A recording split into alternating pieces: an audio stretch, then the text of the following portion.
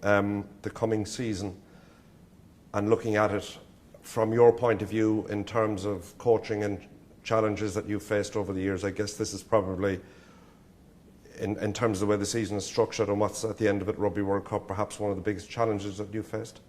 Yeah, I think they just, each time the challenges have stepped up. This time last year, leading into the Guinness Series, it was a fresh challenge and very much a demanding one. And since then, it's probably gathered momentum, and it will continue to gather momentum through this next 12-month period.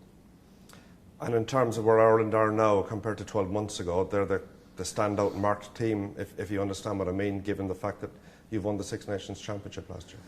Yeah, things fluctuate so quickly. I still think probably in terms of even world ranking, England now have gotten to the top three. They would probably be, from this hemisphere, the team that people would see as longer term through the 12-month period, the team to beat, without a doubt, because they've got the Rugby World Cup at home and they've got such depth in their resources. And certainly for us leading into the series now, our resources are being severely tested. So what's different for Ireland this year from a starting off point compared to 12 months ago? I guess, you know, there's a number of new faces. There will be a number of new faces probably through this three-match series. You know, it's probably well set up for us in preparation for the Six Nations, in that we will get the opportunity to first and foremost have unbelievably tough encounters with world number 2 team and an incredibly physical outfit in South Africa, and the Australians who got the better of us last year. And at the moment, Georgia, I would say, will be very, very combative. I think that's going to be a really interesting opportunity for us to have a look at a couple of guys and see how they measure up in that physical test match environment that they're going to be going into. Are you concerned that, you know, even though the season is in its infancy, at the high attritional rate in terms of number of players who are injured at this moment in time? Yeah, I am concerned. I think it's difficult then to gauge where you're at. It's difficult to gauge when those guys will be factored back in, and it's also difficult because just our playing resources in the professional game in Ireland are so much smaller than some of our near neighbours, and certainly some of our combatants from the Southern Hemisphere. So that's going to be a real challenge for us, particularly with some of the guys like you know, Keith Earls, Ian Henderson, Donica Ryan, Sean O'Brien, Cian Healy. You know, the list is lengthy, and that's going to be a real challenge for us without those players, but it offers an opportunity for others, as did Argentina in the summer, where some guys put their hands up. Are you happy that the strength and depth is there now to a greater degree than would have been there previously? I'm seldom happy, to be honest. You're always wanting a little bit more depth, a little bit more consolidation, because you know you're going to have to go to that at some stage in some particular position. You know, I mentioned Ian Henderson and Donica Ryan, Dan Tui as well, who was really good for us against Scotland last year at the start of the Six Nations. Suddenly, when you get 3 injuries in one position, you're starting to really put pressure on the other guys who are available. It's the first season that Ireland will have taken to the field for quite a long time without Brian O'Driscoll. What are your thoughts of Ireland post Brian O'Driscoll? Or does that sort of mean you've got to think a different way in terms of the way you're going to set up your team? Yeah, he obviously won't be there. I've run into him, caught up with him a few times, and I think that you've got to keep moving forward. Everything keeps moving forward, and I think change is one of the things that most motivates me. I think it motivates the team as well. And people talk about teams being in transition. Transition is a continuum, and you're always partly in transition or fully in transition, depending on how many players have gone in and out. So for us, that transition with the players that we have available, we've had some good performers in the midfield, and we're going to back them going into this series, and hopefully get a little bit of progress with them and development through into the Six Nations and beyond. One of the main strengths of Brian, apart from his attacking prowess, was his defensive organisational ability. I mean, has that now become a more collective responsibility, or how does that feature? Yeah, I think it has to become a little bit more collective, because you had one person operating a lot of the decisions for other people as well as himself, because other people would react off him. And so, we'd hope that what we see in these next 3 weeks is something similar, in that we can make different decisions on the edge of our defensive line, but those decisions are fairly well coordinated with the players around them, and that's something that hopefully we will see evolve through the 3-game series. Do you have a candidate in mind, or is it like a selection process? Are you still open-minded as to who you think is going to slot in there? Yeah, it's pretty close to the time now where we're going to have to make that decision. But there's still a few things going around in our heads and being spoken about at our coaching meetings about how we best solve the conundrum of the midfield. But we're also trying to make decisions about a number of other positions as well.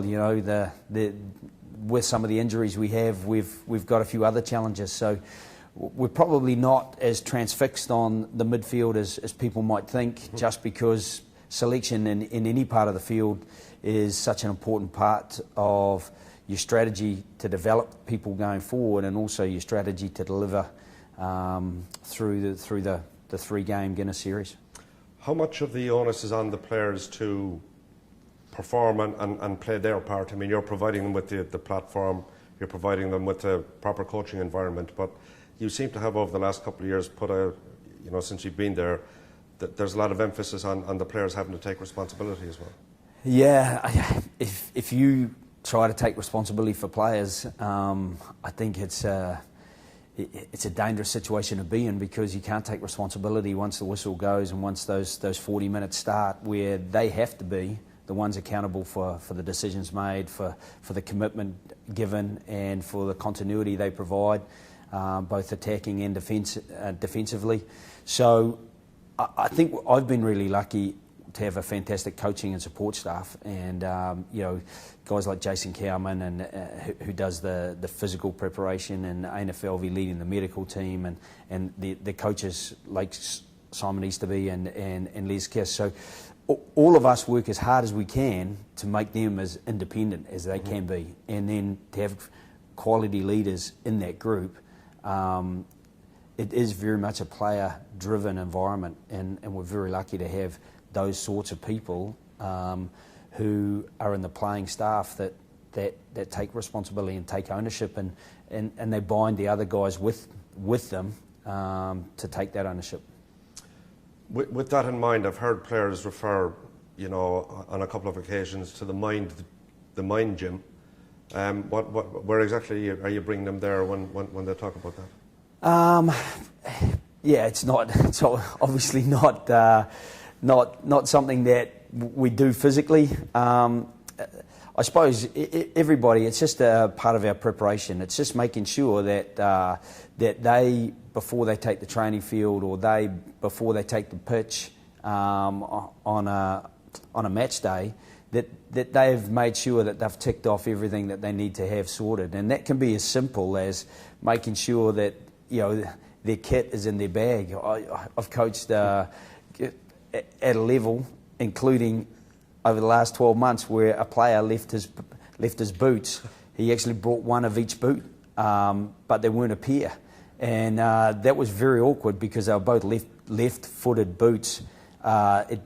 It's not conducive to quality performance. So it starts with the really basic things, to make sure that you've done your preparation, that you've got things packed away, so that the information, the equipment, everything's packed away, so that when you get on the pitch, you're well prepared. Can we refer back to the Rugby Championship? I mean, your first game up of the Guinness Series is against a team called South Africa, and we've seen what they've done, ended a fantastic unbeaten run of New Zealand, which may frighten us. And then if you look at their physicality, that probably scares us. Yeah, look, it scares me as a small man. I think one of the things is that they have really started to extend the way they're playing.